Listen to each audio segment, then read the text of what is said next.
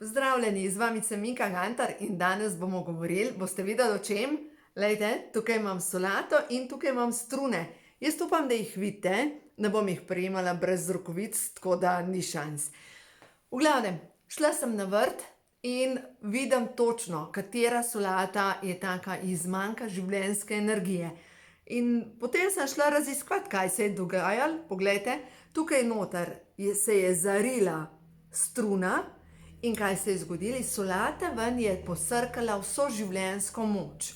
No in ravno tako se dogaja z ljudmi, ki se jim enostavno poruši prva čakra. No, tej solati, dobro, zdaj vice ne solata, ampak v glavnem to je prizadeta točno v srčiko, v prvo čakro in je sesuta. Zdaj vam pa razložim, kaj to pomeni za nas ljudi.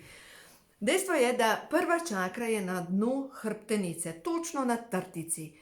In kdor je ranjen točno tam, nima življenjske energije, je bled, je uvel, nima možnosti premika naprej, mogoče samo govori, ne more narediti nekaj, spraviti tega v življenje, komaj se vleče skozi življenje, enostavno nima tiste motivacije za premik naprej.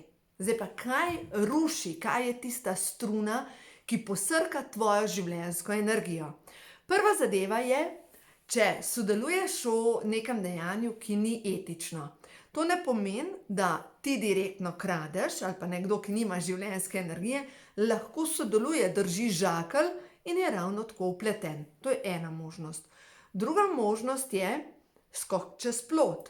Se pravi, je neetično dejanje in kdor pač skače čez plot, pomeni, da nekomu more lagati, more dvojno življenje peljati in to dvojne življenje avtomatično laž slabi njegovo prvo čakro, ker je premik naprej. Druga zadeva pa, partner, ki je pa vpleten v to in mogoče nima pojma, da je v odnosu s človekom, ki skače čez plot, ravno tako ima umazano, zapacano prvo čakro. Ta premik naprej. Naslednja stvar, kar je še možno, da se prva čakra zapaca s slabo energijo, da ta črv zleze v prvo čakro, je pa, da sam narediš nekaj, kar ni v skladu s tvojimi direktnimi prepričanjami ali pa temeljnimi prepričanji. In tukaj je pa za ženske splav. Če je vaše temeljno prepričanje, da splav ni etičen in v enem trenutku ste pač naredila splav, to pomeni, da tukaj sebe rušiš. In druga zadeva, moški, ki svoje partnerke, svoje noseče partnerke niste podprli takrat, ko bi rabila, tudi s tem sebi rušite prvo čakro. No in potem se človek vpraša, zakaj se mi v življenju dogaja toliko slabih stvari? Zakaj se ne morem premakniti naprej? Zakaj vse dobre priložnosti spolzijo skozi prste? Temeljna načela, poštenost, iskrenost, krepijo prav prvo čakro. In kdo ruši to prvo čakro, temeljno načelo poštenosti in iskrenosti, ruši sebe. Nikogar druga, v osnovi sebe. In potem se seveda to odraža na fizičnem, pod prvo na telesu, kot bolezen. In prva čakra deluje in na mišice, in na vnetja, boleče sklepe, boleče noge, težek premik naprej, zastajanje limfe, otekla kolena. To je fizični nivo. Kar se pa tiče ta materialni nivo, je pa povezano s tem, da enostavno nič ti ne gre. Imaš idejo, pa jo ne spraviš v življenje. Veš, da bi bilo nekaj potrebno, pa ne gre. Veš, da imaš plesen po stanovanju, pa ne vzameš tega čopiča in premalaš. Enostavno se ne moreš premakniti naprej. Zato, glejte, vsak naj pri sebi počist. Itak smo na zemlji, nihče te ne obsoja, nihče ne govori, da si slab človek, ampak ena stvar je odločitev, od zdaj naprej delam na ta način. Seveda, zdaj mi je prišla na pamet Marija Magdalena iz Svetega pisma, ko so jo kamenjali in so vsi metali kamenje proti njej. In je prišel Jezus zraven in pravi, kdor je brez greha, naj vrže kamen. In dejstvo je, da so vsi spustili kamenje in nihče ni vrgel kamenja, ker vsi imamo nekaj za predelati. In v glavnem, tisti, ki najbolj druge obsojajo, tisti imajo največ dreka na glavo. In zato jih ne obsoja te ljudi. Pač toliko velika je njihova bolečina, da je bolj varen kazati na vašo bolečino, kot pa se ukvarjati s svojo bolečino. Res je, v življenju moraš biti pogumen. Pogumen, da sam sebi priznaš. Pogumen, da mogoče kakšna fasada odpade in da nekdo potem pokaže nate s prstom. Ampak ne se bati, samo življenje je, nič drugega. Samo življenje, kaj bojo rekli ljudje, itak bojo nekaj rekli, vedno nekaj rečejo. Če pa nimajo nič za reči, si pa nekaj izmislijo. Ne se bati sodbe ljudi. Ta strah pred sodbo ljudi itak izvira iz enega od preteklih življenj, ko ste bili verjetno obsojeni, ampak držite se svoje intuicije, svojega vodstva, svoje povezave in zdaj ta steber, ki se začne na prvi čakri in gre tukaj gor, se začne točno z iskrenostjo, s poštenostjo. In dajte živeti za sebe na ta način, ne lagati, nikdar, ni pomembno, kaj se dogaja, ne lagati, bodite iskreni. In zdaj bomo šli še na nekaj kart prehodu novo dobo, da vidimo, kakšno je sporočilo. Kaj se skriva v nezavednih delih mene, prosim za zavedanje, tema. Ker poglejte, prav ta tema, ki se naseli na prvo čakro, poštenost in iskrenost, ruši vse. In potem, glejte, ko razmišljate, želim si dobre priložnosti, želim si zaslužiti denar, želim imeti za preživetje, želim.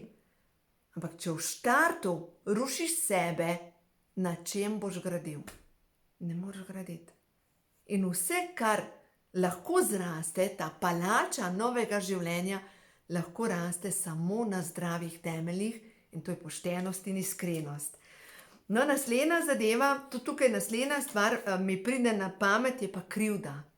Krivda, ker je pa direktno, če naredimo nekaj, kar ni etično, potem nas zagrabi krivda. Kako bi mogli?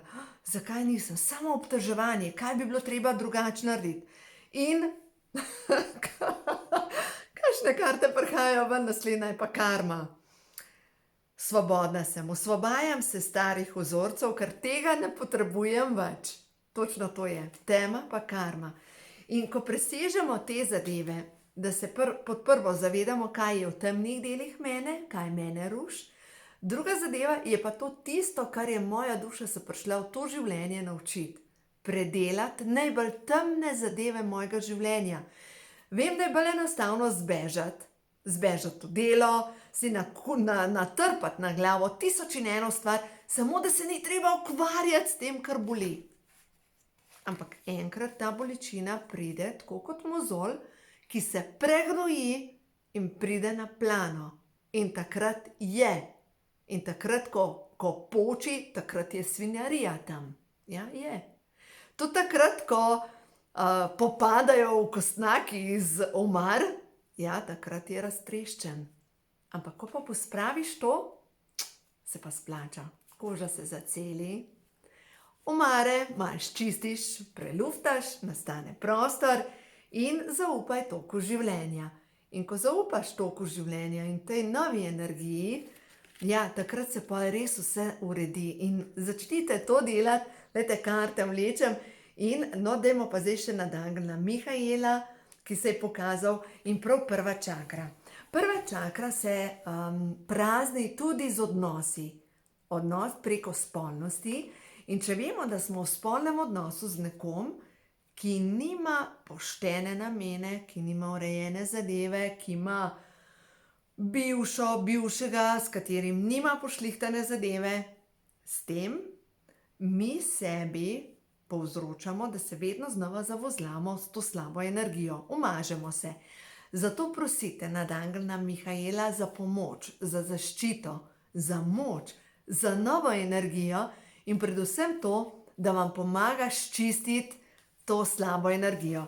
Da vam povem, kako si jaz predstavljam nad Angela Mihaela in Rafaela. Predstavljam si jo na ta način, Ne vem, nekje sem prebrala, da takrat, ko je res težko, prosiš, da vzameta kot sesalec in potegneta vso to slabo energijo stran. In da se ta slaba energija prečisti. No in ta zadnja karta je prišla Vera, vse je tako, kot je prav. Mirna sem, ker neskončnemu meni ne more spodleteti. In zdaj bom pa to sporočilo še do konca prebrala. Vse je tako, kot je prav.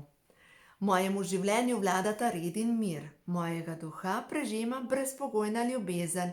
Na vseh področjih me vodi božanska inteligenca, ker življenje me ljubi.